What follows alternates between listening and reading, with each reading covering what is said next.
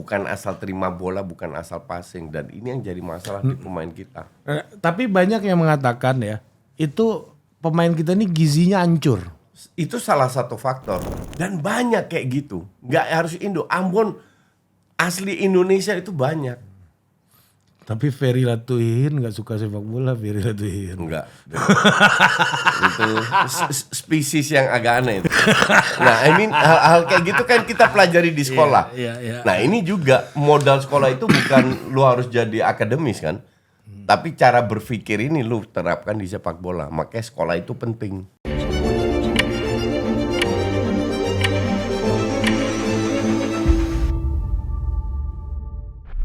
Oke, gua kembali lagi bersama narasumber di sini yang penontonnya paling banyak. Analisisnya paling benar, bisa didebatkan kan? Iya.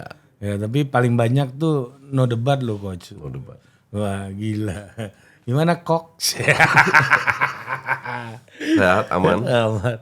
Lu baru ini gue lihat beberapa menit yang lalu, 15 menit yang lalu nggak nyampe ya, lu ke GBK tuh untuk ya ada gua juga sih di situ, sosokan nggak tahu.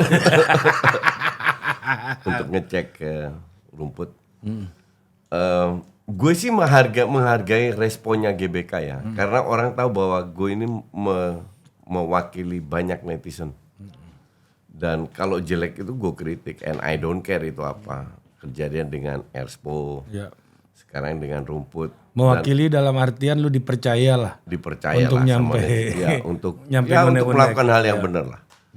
Terus dan GBK ternyata tahu bahwa gue berkali-kali mengkritik mereka dan mereka merespons.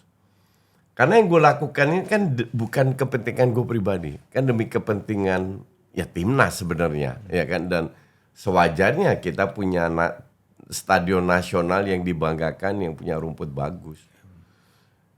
Yang terjadi kan berapa kali ini rumput ini jelek karena diadakan event kan. Tapi di sisi lain stadion di luar di dunia pun bikin event, iya kan. Jadi harusnya nggak ada masalah bikin event. Cuman kayaknya mereka nggak tahu cara maintain gimana, dan akhirnya gue udah berkali-kali bilang rumput sepak bola itu di roll. Jadi belinya di roll, tunggu rumputnya nancep. Ini lu sebagai, nah lu tahu lapangannya bermasalah itu awalnya itu kelihatan karena apa? Sebagai entrepreneur apa sebagai jadi gini, gue jualan rumput tapi rumput sintetik, bukan rumput jiran, beda. Tapi kan lu jualan lapangan juga kan? Iya, tapi rumput sintetik, bisnis bukan lu rumput sama, bukan rumput asli. Bisnis lu kan sama kayak GBK juga kan, jualan lapangan. Iya, menyewakan. Ya. Cuman ya gue kan punya cukup banyak pengalaman lah untuk tahu masalah rumput, dan kelihatan banget. Jadi sebelum match terakhir lawan siapa itu waktu rumputnya naik Australia. Sebelum match lawan Australia itu gue sudah lihat GBK itu ada beredar di timeline gue lah. Mereka sudah beli roll, rumput yang di roll berapa roll. Oke, ternyata sudah dipasang pakai roll, tapi terlalu pendek sehingga rumputnya belum nancap kan. Dan kemarin kelihatan lawan Australia ditendang dikit ngangkat. Maka dari itu kemarin pas ke GBK kan gue angkat rumputnya. Karena kalau belum nancap itu keangkat. Oh, kemarin tuh lu gitu-gitu tuh bukan lagi ngukur panjang. Enggak, untuk ngangkat. Gue tarik untuk ngangkat atau enggak. Dan dia udah nancap, ternyata dia nancap udah 10 cm. Lebih panjang, lebih bagus, tapi at least this is good enough lah sekarang. Memang standarnya belum sebagus Liga Inggris. Kan kalau kita membandingkan, menilai sesuatu itu harus ada patokannya. Ya. Sekarang ada 2 patokan, satu Liga Inggris atau satu match sebelumnya. Ya. Kalau dibanding match-match sebelumnya jauh lebih bagus. Ini yang sekarang. Yang kemarin lu cek. Ya. Tapi kalau dibanding Liga Inggris masih lama untuk diperbaiki ke sana karena memang nggak gampang. Nah, kedua mereka lagi mencoba beberapa rumput yang cocok untuk untuk Jakarta lah, bukan Indonesia, untuk Jakarta. Bahkan mereka ada hasil lab kan. Iya, Ya, kan kemarin. lu nggak mau lihat katanya. Enggak, bukan gua nggak mau lihat. Kata Koci terlalu teknis lu ini, ya kan? Sampai dia sebelum Koci datang mendatangkan konsultan rumput dari Singapura ini kan. Jadi memang terlalu teknis, tapi dengan effort mereka mendatangkan konsultan dan lain-lain, gue melihat mereka benar-benar punya niat. Nah, salah satu penyakit GBK nih adalah sering disewakan untuk partikulir. Jadi kalau lu punya duit, kalau nggak salah yang 40-50 juta lu bisa main di situ. Gue bayar 40 main sama temen-temen gue. Fun football gitu. Fun football. Bisa di situ. Bisa dulu. Sekarang nggak bisa lagi. Iya. Karena mereka benar-benar serius mau ngatur, mau diatur sedemikian rupa sehingga mereka bisa punya rumput bagus sampai ke depannya. Iya, dulu acara kampanye politik sering. Iya. Nah, kalau ke depannya mau dipakai lagi mungkin bisa, tapi sekarang sementara ini enggak sampai mereka mengatasi masalah ini. Oke. Dan ya untuk gue ini start yang bagus di mana mereka serius. Di mana mereka serius sampai gue kan sampai bilang ya kalau manajemennya nggak bisa bikin rumput bagus dirombak aja sampai gue gituin kan. Agak keras sih memang. Cuman untuk gue sih agak aneh bahwa kita nggak punya rumput, memalukan loh. Ini match goes internasional loh. Ya. Sampai kita nggak punya itu, gue bener-bener makanya gue selalu bilang kita akan main bagus di tandang daripada kandang. Gandang, ya gue tahu. Iya berkali-kali gue bilang karena bukan karena apa, karena rumputnya lebih bagus dan permainan Sintayong butuh rumput bagus. Apalagi pemain-pemain yang di Eropa kan, yang sudah biasa build up dari belakang dan lain-lain. Jadi so far melihat semua sikon yang terjadi, melihat sejarah yang sudah terjadi dan ke depan gue puas. Gue puas dalam arti kita at least masih bisa bermain normal lah. Mereka memainkan. bertumbuh lah ya mereka. Iya, iya. Jadi untuk gue sekarang 18 cm nanti akan ditumbuhkan sampai 20 cm terus dipangkas. Di situ kita akan main. 20 cm itu standar. Itu rumput apa sih coach? Kalau rumput bola rumput itu banyak jenisnya. Oh, itu banyak jenisnya. Banyak Termasuk jenisnya. yang Liga Inggris tuh Ratusan jenisnya. ada jenis Iya, lagi iya. beda. Bahkan ada yang hybrid dicampur sama plastik sama ada gitu. Oh. Itu yang di Inggris kalau saya pakai hybrid semua. Tapi 18 itu yang bagus ya itu miliaran, puluhan miliar kali. Untuk rumput yang Rumput standar tok, itu. ya, rumput tok. Berarti bola ini mahal juga olahraganya ya. Kalau top profesional itu mahal. Kalau top dunia ya. Iya, iya. Di Eropa itu karena kurang matahari kan. Ya. Jadi semua stadion yang gue pernah singgah dan itu banyak banget itu punya lampu sendiri untuk memanasi. Oh, lampu pemanas. Iya. Jadi satu lapangan itu dipakai 2 minggu sekali. Kan home away. Ya. Atau mungkin sekarang lebih banyak karena ada cup dan lain-lain. Nah, pada saat nggak dipakai, diperbaiki, terus karena nggak ada matahari dipanasin. Jadi biar growth-nya sesuai seperti matahari yang mereka dapatkan pemanasannya. Bahkan mereka lebih kompleks ya sebenarnya Iya. pengelolaan rumputnya ya. Di luar lebih kompleks. Karena kurang matahari iya, iklimnya. iya. Dan kita lebih gampang, tapi sekarang mereka cari gimana beberapa gen rumput yang cocok. Memang nggak gampang. Gue juga nggak pernah bilang itu gampang. Iya. Cuman caranya gimana I don't care. Lu mau bikin konser 4 kali seminggu pun itu urusan lu. Lu butuh duit, paham gue. Kan mereka harus kelola. Mereka butuh duit untuk kelola satu GBK. Mereka harus ada income. Paham gue, nggak ada masalah itu. Cuman ya kalau lu nggak bikin event tapi lu nggak bisa maintain, nah itu nggak boleh itu. Nah, kalau lu lihat GBK aja kayak gitu berarti lapangan kita jauh banget dari standar hampir semuanya dong, coach. Yang levelnya kayak GBK itu masih oke, masih banyak. Gue belum pernah cek rumputnya Jis ya. Karena gue sering diserang sama fansnya Jis. Jadi Fans Janis. Atau ya Mana ada fans Jis? fans Jis lah. Karena topiknya kan Jis. Dibilang gue nggak pernah ke sana, tapi gue ngecek. Gue kritik Jis itu, apakah gue harus ke sana? Gue masih ingat ada konsep. Kalau nggak salah Slang atau Dewa, salah satu. Dewa. Dewa. Di mana banyak banget nonton. Itu yang keluar, wah berjam-jam dan butuh dan berantakan lah. Karena exitnya cuma 2. Apakah gue harus ke sana untuk mengecek exitnya 2? Enggak. Kan kita bisa baca report. Kan kita bisa riset. Ya. Terus belum base-nya nggak bisa turun ke bawah karena atapnya terlalu rendah, hal kayak gitulah. Jadi bukan karena stadionnya bagus gue percaya. Rumputnya bagus itu pun gue percaya. Kan sempat diganti kemarin. Iya, sempat diganti. Cuman lu perbaiki exit lu dulu, baru kita bicara lagi. Iya. Apa sih konsekuensinya dengan 2 exit? Bahaya. Kalau ada apa-apa. Kayak kasus Kanjuruhan itu kan karena exitnya ditutup. Exit itu penting.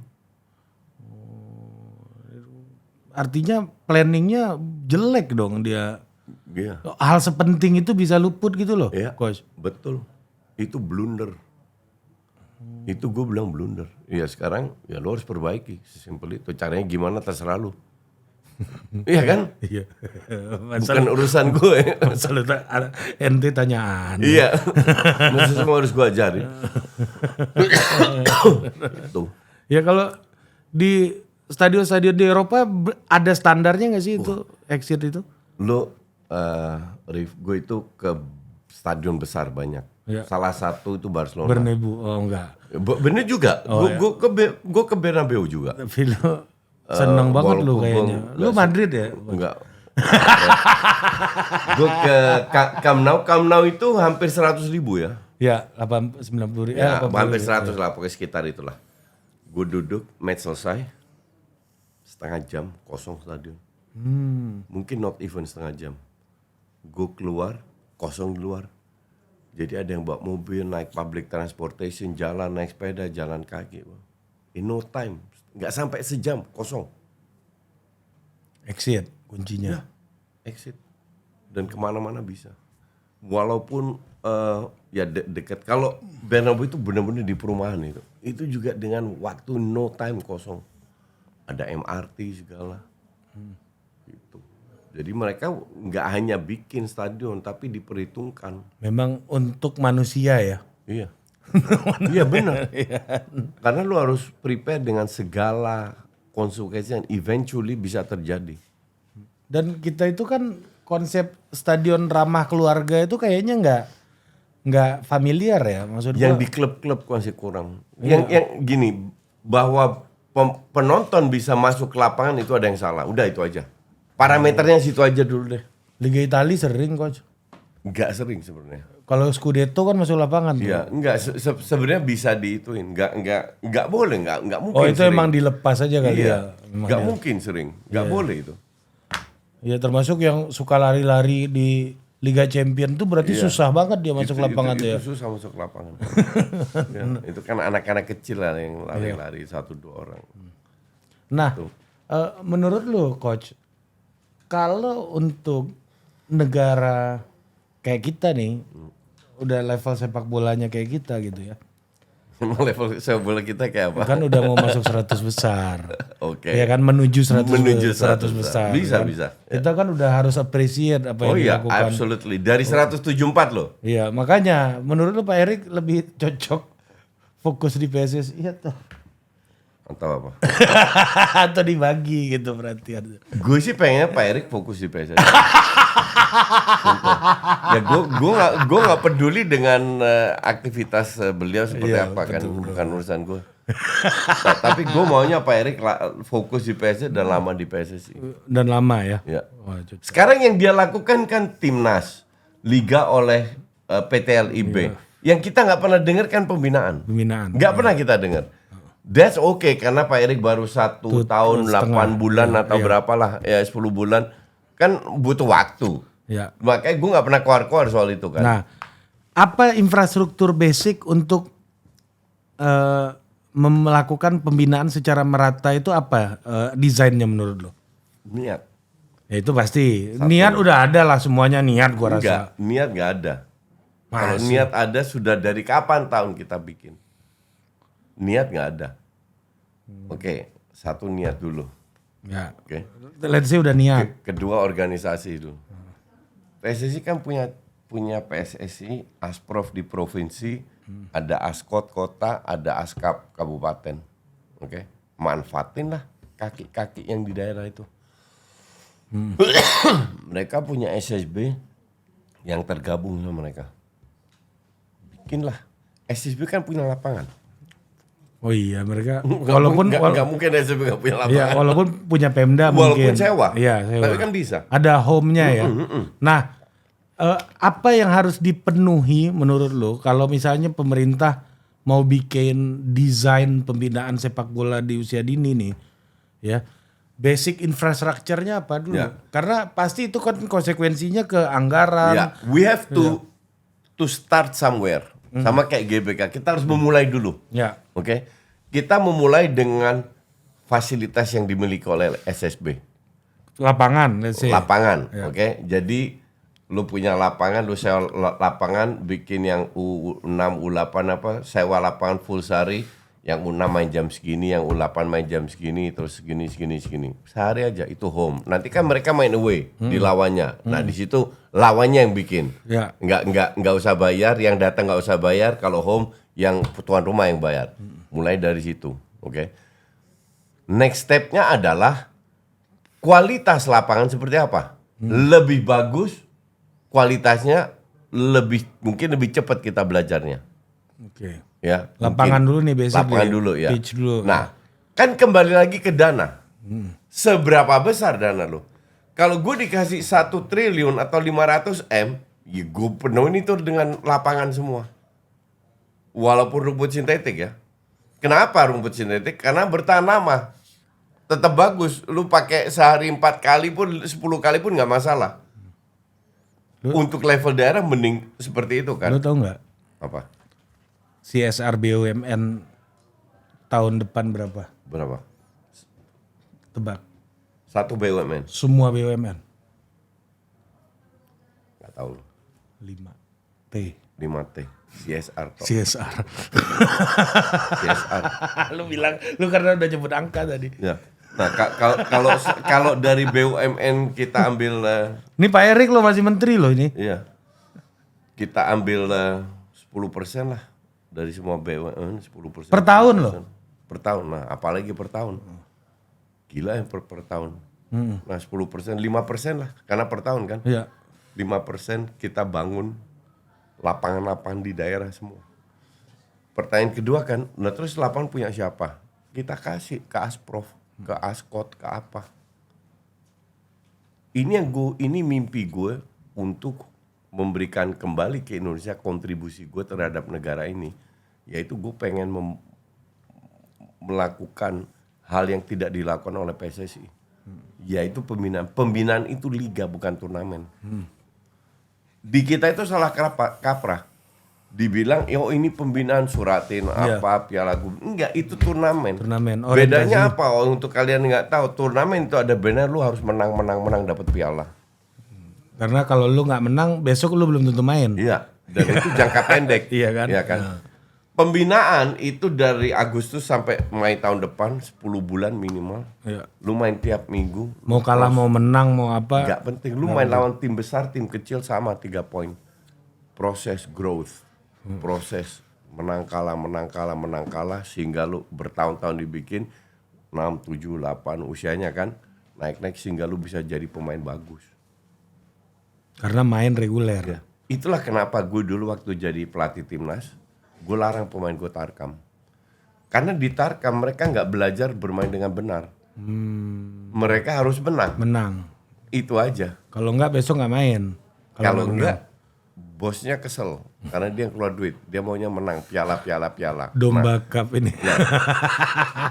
Mindset ini tugas gue untuk merubah mindset ini. Nah, berarti pertama itu lapangan. Oke. Niat, Ya. kompetisi, Ya. lapangan. Oke. Lapangan dulu baru kompetisi. Kan Ya, ada home ya and enggak, home. lapangan sudah ada. Oke, kompetisi perbaiki lapangan. Ya. Berikan lapangan yang bagus. Yang bagus. Kita supply banyak lapangan, oke. Kelima, meningkatkan kualitas pelatih. Oke. Ini penting nih. Di situ kita bisa hire konsultan dari luar. Kita rekrut. Hari ini ke sini, besok ke kota ini, dalam 2 minggu kita hajar 1 provinsi. Tapi kenapa itu penting menurut lo? Penting lah, cara bermain penting. Lu kalau dari kecil diajarin makan pakai tangan, kalau lu udah gede, lu udah susah makan pakai sendok garpu.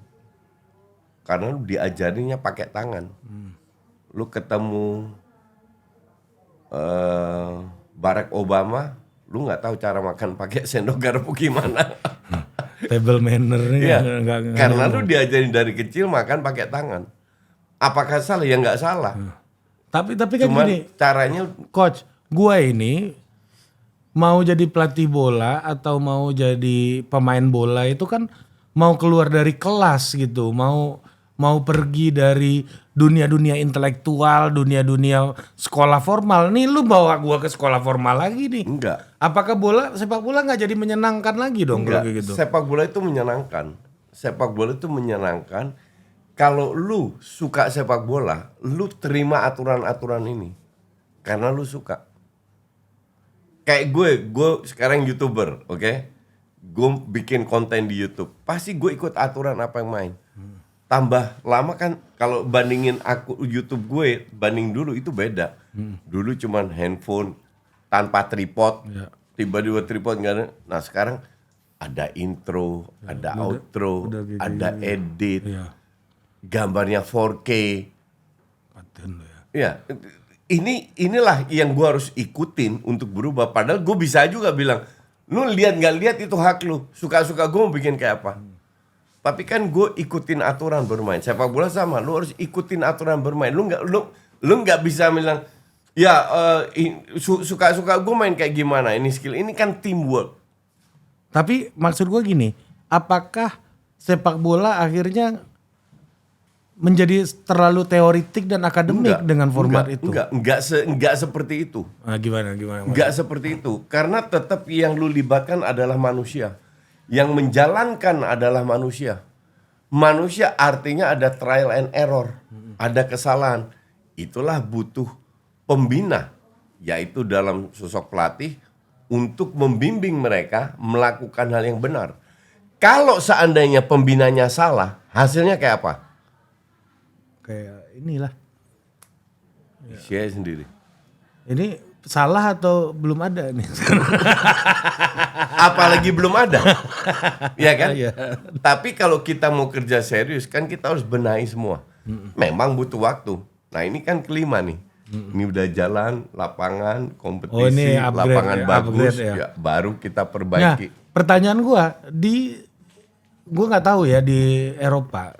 Di sini kan ada tuh fakultas olahraga gitu, ada diklat Salatiga, terus Ragunan. Lu ikut kursus, itu hanya membuktikan bahwa lu pernah ikut kursus dan lulus, dapat ijazah.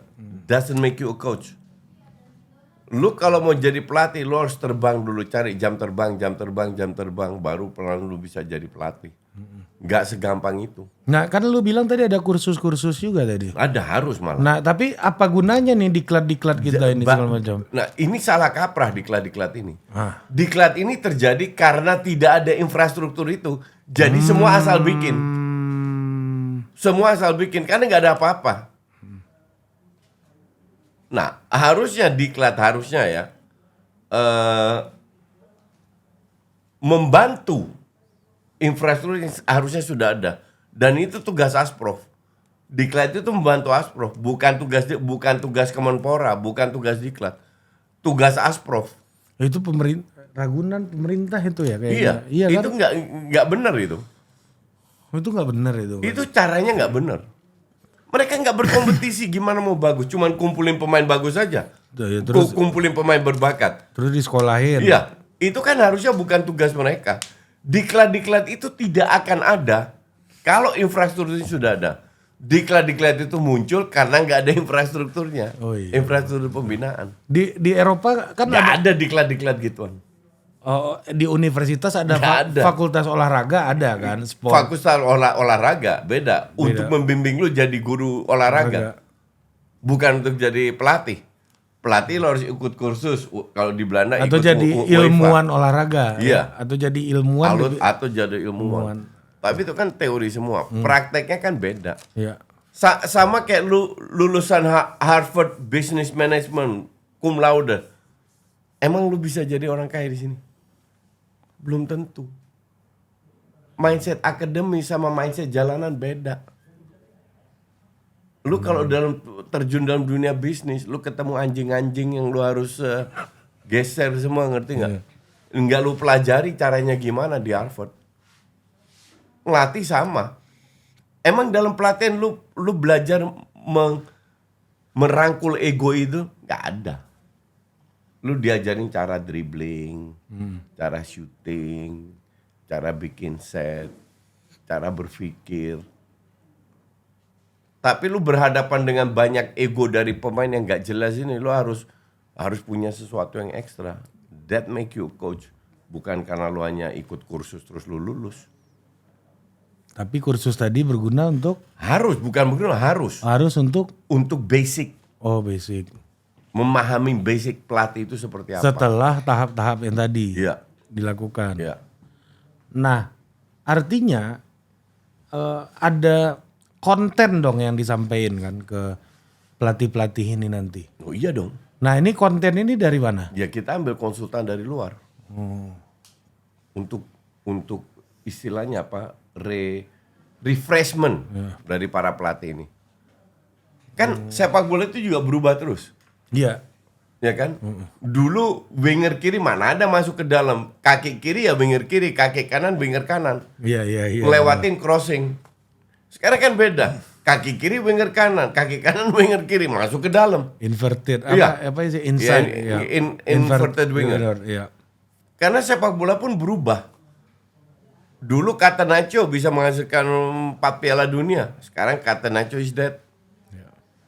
Dan Italia pun nggak main itu. Iya, udah berubah. Iya. Nah artinya yang lu ikutin kursus berubah juga.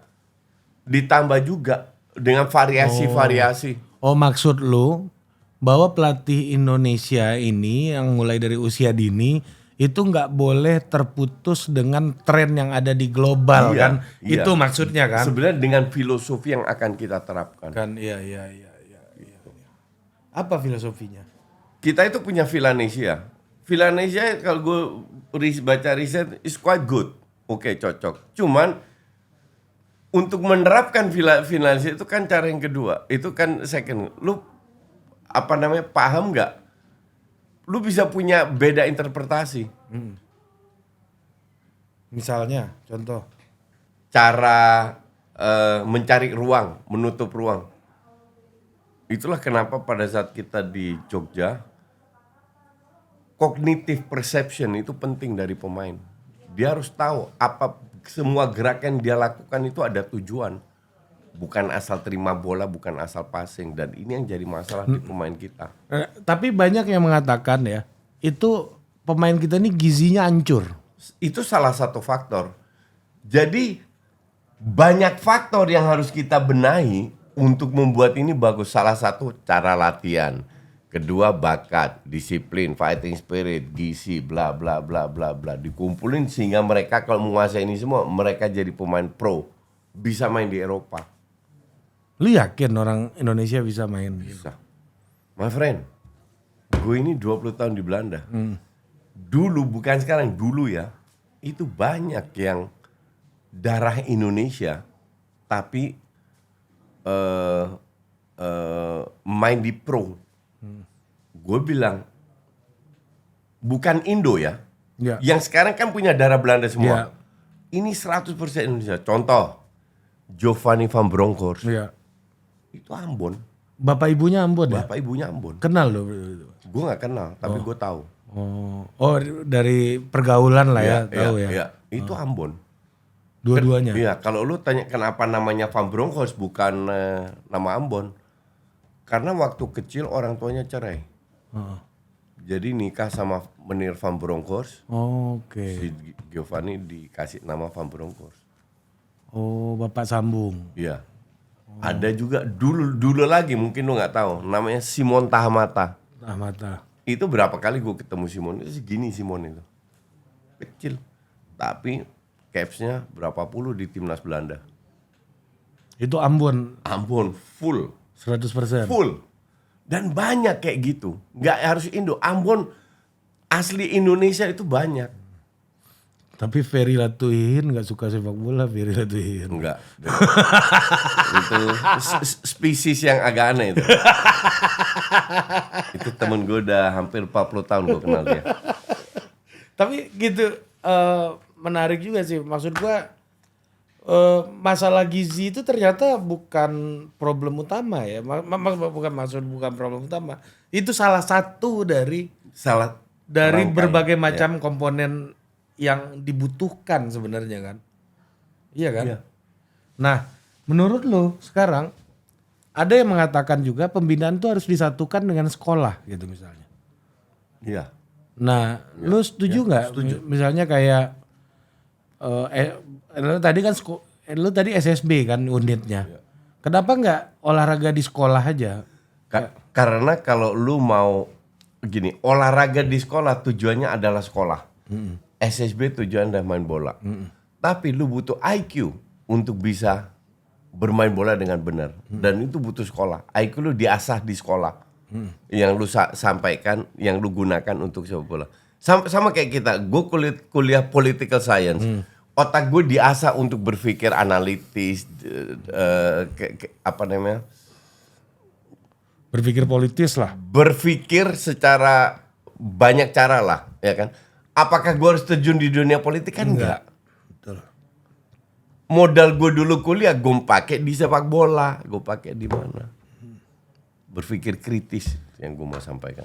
Berpikir kritis semua persoalan bisa ditanya ke lu kan. Iya. Transportasi pun lu ngerti. Iya.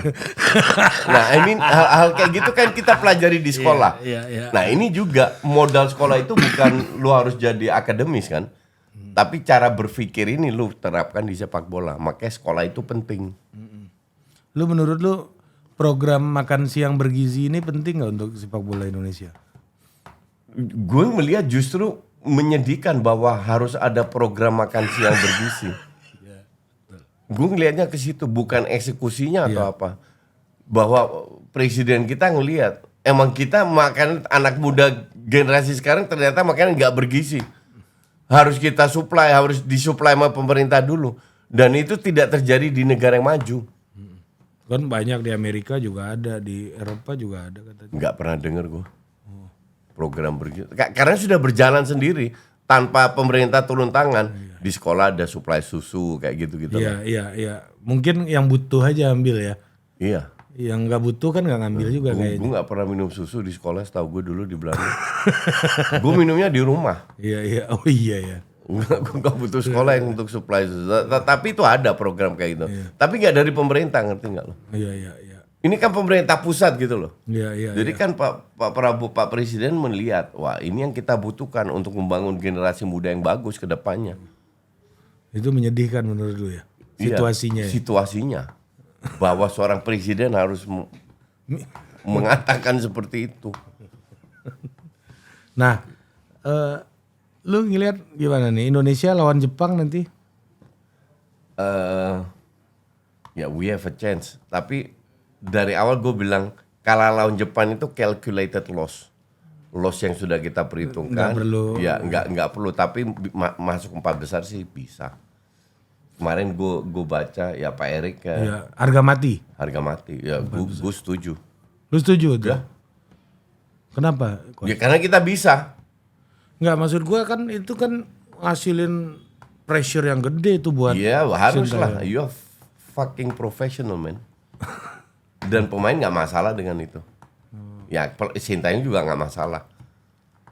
Yakin lu bisa tuh? Bisa. 4 besar mah bisa. Okay. Bisa banget. Kita main di kandang sendiri. Nah, kemarin KKS tuh Coach, Korea Selesai. Iya. Lu kan udah berhasil lah menurut gua sampai 17 pemain. Iya. Menurut lu itu selera lu berapa persen, seleranya Abel Xavier berapa persen tuh di Gini. situ? Ini yang jadi masalah. Gue detik pertama ketemu Abel di airport. Iya. Emang pesawat itu harus di-delay-kan. Iya. Delay 1,5 jam kan. Iya. Akhirnya kita ngobrol kan. Panjang. Itu udah klik. Iya. Yang jadi masalah kan sekarang bagaimana kita dari sisi pemilihan pemain. Ya. Ya dong. Ya. Gue punya tanggung jawab ke Pak Bambang Pacul. Ya. Bahkan ke kalian juga. Kalau mainnya ancur-ancuran, kan lu nggak mungkin lu tegur Abel. Lu tegur gue dong. Ya, lu sampein ke Abel dong. Coach. Iya. Bahasa Inggris lu kan paling bagus. Kira-kira begitu kan? Iya kan? Kira-kira begitu. Jadi gue punya tanggung jawab dong. Ya. Gue tunggu dulu seperti apa. Masuklah di hari ke-2 Sabtu, main tak. Match 3 match kan? Match pertama 3 match lu harus pilih 17. Jadi gue pilih dulu dong. Nggak mungkin gue langsung ambil 12 kan? Gue pilih dulu. Kita dulu bertiga, mereka sibuk nulis kan? Iya. Kan gue enggak, gue lebih sibuk ngelihat daripada nulis. Ya mereka ini masih data-data nih. Iya, masih Tukang sensus ini kan. Iya, betul. Gue lihat nomor ini gue contreng. Tiba-tiba lu ada berapa? 12 pemain yang dicontreng. Gue masih ada 2 match lagi gue bilang. Ya tapi ini kita tulis nanti kita pilih dengan data. Oke. Andri tanya, lu ada berapa? 5. Oke. Andre itu asistennya. Asistennya itu. Ada 5. Coba nomor berapa? Tak. Dari 5, 4 kita sama. Lu cuma 5 orang kemarin itu. Yang out yang satu jagoan lu out 1. Ya, gue paham. Iya, Karena bodinya terlalu kecil. Ya, betul. Itu gue paham. 4-nya kita sama. Artinya visi kita sama untuk melihat pemain. Makanya gue bilang 12 itu ya lu pilih. Itu pun satu tuh lu lebih ke afirmatif kayaknya kan karena kecil mainnya udah rapi. Cuma kekurangannya itu soal pertumbuhan lah. Iya. Karena yang kecil itu baru 13 tahun. Iya. Yang lain 15 tahun. Dan jaraknya memang segini. Lu bawa ke Portugal aja ya selesai ini anak. Iya kan? Tapi teknik dasar dia oke ya. Semua visinya. Iya. Itu oke. Cuma oke bang. Dan Abel juga bilang begitu. Lu juga ngomong ke gua kekurangannya satu. Masih playing safe ya. Ya, main aman safe, banget ya. Ini harus diajarin aja. Itu nggak ada masalah. Gue udah sampaikan ke dia dan dia paham. Gitu. Nah, cuman ya untuk gue ya gue lihat ya visi kita sama. Jadi 12 yang dia akhirnya gue biarin dia lah. Lu pilih dah. Oh, secara sampel sih udah mirip ya. Udah mirip. Iya. Jadi sisa 12 biar dia ada job lah. Kan dia dibayar juga. Tapi kan 22 orang tuh. 21 orang harusnya kan langsung 17. Enggak, kan ada 3 kiper. Karena kiper nggak begitu banyak kerjaan jadi kita tes lagi. Oh, itu kiper. Ada 3 kiper sama ekstra pemain. Ya. Akhirnya diturunkan. Biar ada rasa kompetitif. Tapi Nggak beda ya. 17 pemain itu udah fix. Udah fix dari sebelum lu ini. Ya. Oh, itu udah kerasa. Lu Udah kelihatan. Kerasa. hebat juga ya lu ya. Lu nggak pakai catet-catet kan, Abil pakai asisten kan. Gue dari dulu begitu. Gue bener. Gue waktu ngelatih pun, yang lain gue punya asisten kan, suruh dia catat, suruh dia cek apa ini. Mereka punya job masing-masing. Gue nggak perlu catat, gue ngeliat aja. Nemu sama. Itu kan sama waktu kasusnya Rico Simanjuntak dan Saidan kan gitu juga. Nggak perlu catat. Kita punya mata, punya otak, masa harus catat semua. Tapi apa sih yang dicatat Abil kemarin lu tahu nggak? Ya tahu. Apa yang akurasi passingnya dihitung, lihat. Oh, dihitung sama Andre itu ya. Decision makingnya, positioningnya. Nah, menurut lu dari 40 ya yang lu masuk pertama ya. Apa common mistakes-nya pemain Indonesia menurut lu? Mereka itu terlalu textbook, terlalu repeating. Jadi sangat bisa dibaca gerakannya. Makanya kita rubah dikit kan di match ketiga. Sangat bisa dibaca. Jadi ibarat kalau lu passing, dia masuk passing ke dia. Padahal orang yang paling deket itu bisa jadi decoy. Gak harus passing ke dia. Lihat siapa yang memanfaatkan ruang. Ngerti gak? Gue inget banget loh pertanyaan lu kemarin itu. Apa? Lu tahu nggak sih guna lu passing apa? Kemarin kan gue ketemu sama salah satu orang dekatnya presiden lah.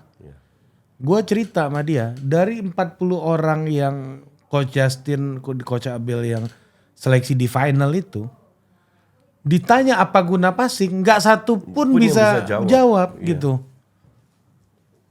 Pertanyaan simple nggak bisa jawab. Iya kan itu kan. Iya. Ya, karena mereka nggak dibiasakan untuk menjawab. Berarti kan apa namanya, you do it with any reason sebenarnya. Iya. Lu bermain nggak ada alasannya kan? Karena dari kecil mereka diajarin untuk mematuhi, tidak diajarin untuk berpikir kritis. Makanya gue, siapa yang ngerti, yang paham tanya, nggak ada yang tanya, sampai gue harus tunjuk. Tuh air kencing netes juga tuh kan. Lu gini kan. Itu pun masih Iya. Karena mereka nggak biasa. Nah ini juga bagian dari pelatih untuk membiasakan pemain, melibatkan pemain harus berpikir. Dan Bukan mengikuti aturan, bukan harus menghafal. patuh, menghafal. Ini yang terjadi, terlalu menghafal. Itu yang lu bilang textbook ya. Textbook. Apa sumber masalahnya menurut lu tuh coach? Ya dari pelatihnya. Pelatihnya ya. Karena pelatihnya dulu berhasil bermain bola dengan cara itu. Dengan cara itu. Dan itu lu merasakan betul tuh kemarin tuh. Kenapa Justin bisa jadi YouTuber komentator bola yang top? Critical thinking. Apakah gue lebih hebat dari yang kagak? Banyak yang bagus kok ilmunya, datanya. Tapi I think differently. Gue melihat sebuah match beda dengan yang lain. Yang lain terlalu textbook. Tapi pinter-pinter. Cuman cara berpikir, cara menyampaikan, cara berbeda. Nah, lu kan yang lu selalu katakan ke gua juga adalah hal yang paling menjadi penilaian lu adalah hal-hal yang nggak bisa diajarin. Salah satunya itu decision making gitu. Ya. Itu hal-hal itu yang membentuk. Bukan nggak bisa diajarin. Kita bisa memoles lah. Memoles ya. Tapi dia harus punya bakat untuk bisa ngelihat itu. Itu apa yang menjadi sumbernya IQ. tuh? Itu yang football IQ lu bilang dulu tuh ya. Lu nggak sekolah tinggi oke, tapi lu harus punya football IQ. Jadi pemain bola harus pinter. Iya. Pemain top itu pinter semua, IQ-nya tinggi semua. Cuman sekolahnya nggak tinggi. Kan ada pinter akademis, Ya. yang lu harus sekolah dapat rank IPK berapa. Ada pinter streetwise, pinter di jalanan. Nah sepak bola ini pun pinternya di jalanan, tahu cara cyber, cara punya banyak cara lah, trik-trik untuk menghancurkan moral lawan. Ya, pertandingan tuh banyak elemennya ya. Banyak. Mereka ngerti itu ya. Dulu kan banyak pelatih yang bilang sepak bola itu seperti perang. It's like a war. Gue bilang sepak bola itu lebih dari perang. Karena di perang lu kan ada yang mati. Ya. Yang mati nggak bisa apa-apa.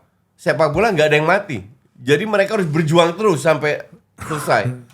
Jadi mereka harus mikir otaknya terus. Jadi lebih dari perang. Lebih kompleks dari perang. Kasarnya begitulah. Iya. Dan lu ngelihat pemain Jawa Tengah kemarin gimana? Review lu overall? Oh, ada beberapa pemain. Gue setuju. Gua sama Abel itu udah klop. Ada 4-5 pemain yang benar-benar visinya bagus. Seperti yang gue bilang tadi. Dia pegang bola. 3 yang masuk. Nggak dipasing ke situ. Dia terupas karena yang jauh dari sana bisa masuk. Berkali-kali gue lihat itu. Wah ini keren. Nggak bisa diajarin. Iya. Itu udah perspektif ya. Ya. Perspektif lu di lapangan kan. Yang lu bisa lakukan, lu bikin video, kumpulin anak-anak, lu tampilkan. Stop, nih kalian lihat. Kenapa lu passing ke sini? Kenapa nggak ke sana? Sementara di sana udah lari. Kenapa pemain lu ini bisa? Kenapa dia turun ke bawah? Kenapa dia main? Kenapa dia harus dribbling? Sementara dia bisa passing. Kenapa dia harus bisa passing? Sementara dia harus dribbling. Ini kan decision making. Nah, kalau lu tampilkan berkali-kali menganalisa sebuah pertandingan, harusnya pemain ini paham. Iya kan? Nah, kalau yang IQ-nya on, ya susah memahami. Kayak siapa? Kayak banyak lah. Kayak Mudrik. Abram. Verdi dengan Abram. Gitu. Jadi nggak segampang itu. Makanya Johan Cruyff bilang sepak bola itu gampang, tapi untuk bermain gampang itu sulit. Iya. Itu tuh sampai ke kesimpulan itu tuh kemampuan critical thinkingnya Iya, penting itu. betul. Ya kan? Ya. Betul. Dan kita nggak memahami itu. Sepak bola itu 90 menit. Berapa menit lu pegang bola? Sentuh hampir 3-4 menit doang. 87 menit ini menentukan lu pemain berkualitas atau enggak. Gak ada yang berpikir ke sana. Iya ya, lu pegang bola itu 4 menit ya sebenarnya ya. 3-4 menit dalam 90 menit. 90 menit itu cuma 3-4 menit. 3-4 menit doang average rata-rata.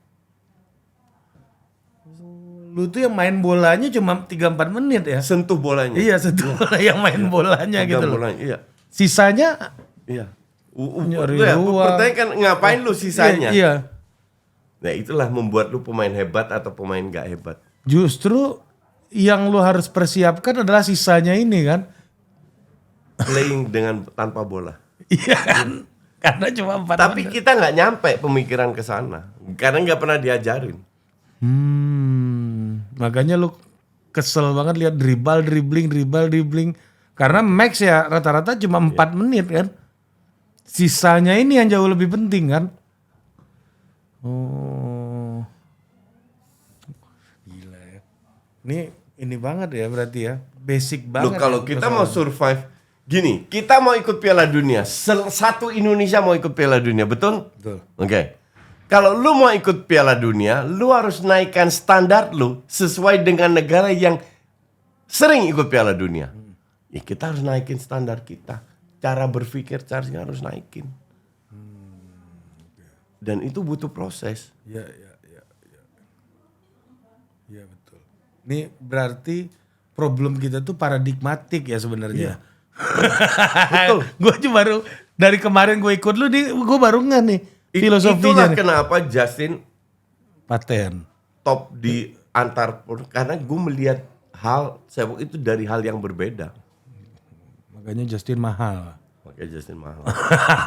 Paten bos. Nah ini terakhir nih. Soal balon d'Or kemarin gimana? Ballon d'Or. Iya. Layak Rodri menang. Layak. Gue udah bilang jauh sebelumnya, gue pengen kalau nggak Kroos Rodri. Karena selama ini selalu penyerang. Cetak gol itu dicuci otak sama media massa bahwa lu cetak gol lu hebat. Bias ya. Iya, padahal pemain tengah itu punya peran jauh lebih besar. Bertahan dan menyerang, transisi, end passing, pre-assist. Iya kan? Nah ini yang gue juga sebagai influencer, gue coba rubah cara berpikir Lu mereka. setuju tuh Rodri itu menurut lu Banget, sangat layak ya? banget. Tapi Rodri atau Kroos? Madrid ini Lebay itu. nggak ngeberangkatin Iya, wakilnya itu kan menyedihkan. Menyedihkan bahwa lu sebagai klub besar yang ngakunya raja Eropa dengan 13 UCL lu, atau berapa belas lah, banyak lah. Lu tidak menunjukkan sikap sportivitas lu. Sangat menyedihkan, hanya karena lu nggak menang. Kontes ini kan dipilih sama wartawan, jadi lu harus terima konsekuensinya. Iya. Berarti menurut lu media kita itu udah banyak perubahan cara pandang dengan menangnya Rodri ini. Belum, ya kita nggak tahu ke depannya. Tapi sekarang gue lihat media, sorry itu media kita media Kopas. Enggak, tapi kenapa bisa menang Rodri yang kata lu yang selama ini Ya bias itu dengan kan wartawan sana bukan. Iya wartawan sana Ya, maksud ya, gua. ya, Kan ya. dulu Ya, kita wartawan mah sama aja. Messi, Iya, Ronaldo, iya, Messi, iya, Ronaldo iya, dulu iya, kan. Iya, iya. Wartawan mah ngelihatnya terlalu textbook. Selalu gue lawan. Lu kalau lihat program talk show gue, jangan terlalu percaya data, jangan terlalu, lu harus nonton. Iya, iya. Dengan menangnya Rodri ini menurut lu juga nggak banyak perubahan di wartawan di sana? Semoga berubah. Semoga pelan-pelan berubah. Iya ya. Karena opini mereka itu mempengaruhi persepsi dunia soalnya betul, kan. Betul. Makanya semoga mereka udah berubah. Semoga lebih banyak midfielder bukan penyerang yang jadi pemain jadi yang menang Ballon d'Or. Ini merubah persepsi dan cara pandang orang soal sepak bola Soal juga. sepak bola, ya. Bro, lu sekali lagi nih, Madrid tuh lebay itu ya. Lebay. Nggak sportif ya. Nggak sportif. Sebagai klub besar. Salah satu klub besar di dunia nggak sportif sama sekali. Sangat disayangkan. Mereka kan menunjukkan contoh kepada fans Madrid. Iya. Nanti fans bocah-bocah kecil, gue juara nggak juara gue nggak datang.